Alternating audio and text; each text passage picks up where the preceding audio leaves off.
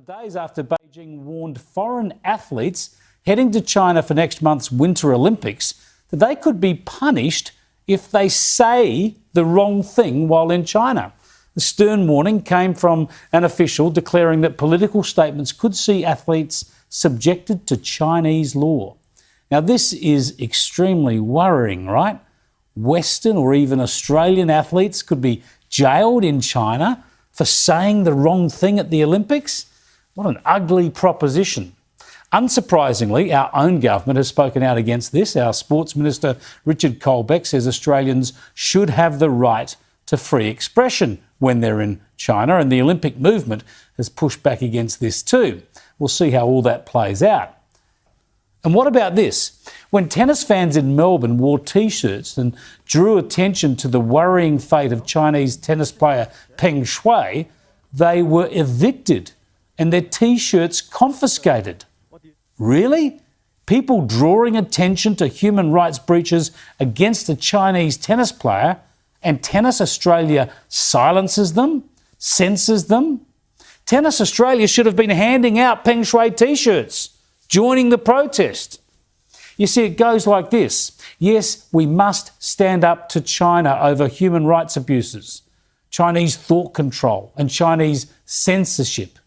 But to do that, we have to live the right values at home. We have to value and defend free speech here. We have to have freedom of expression here. We have to tolerate dissent here. Right now, our country is exposed by its own hypocrisy on these matters, and that deeply worries me. We need to remember our values, stand by them, and live them. That way, our criticisms of China have more authority. That way, we're fair dinkum.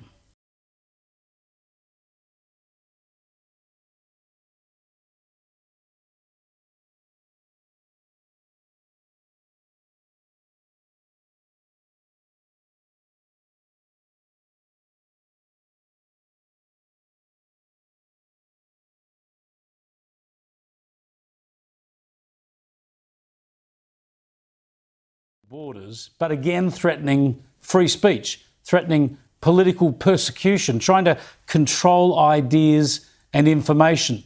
Just today, it's been revealed the Chinese social media platform WeChat has essentially taken over Prime Minister Scott Morrison's account and turned it into a propaganda account for China.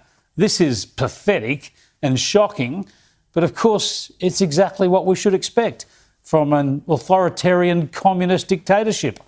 Liberals are now boycotting the platform and asking Labor to do the same.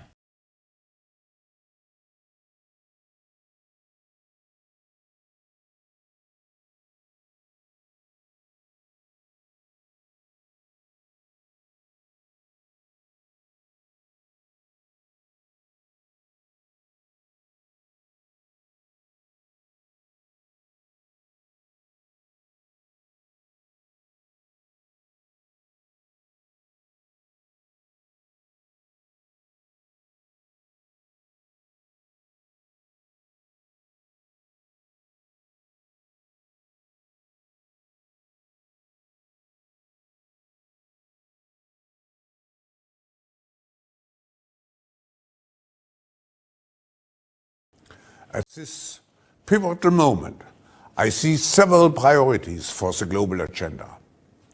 We must continue to fight against the global pandemic.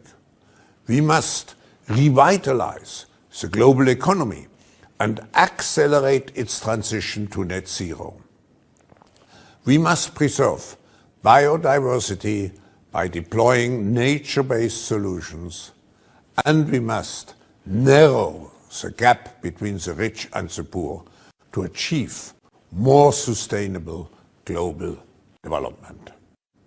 With these goals in mind, it is my distinct honor and great privilege to introduce His Excellency Xi Jinping, President of the People's Republic of China, to open the Davos Agenda.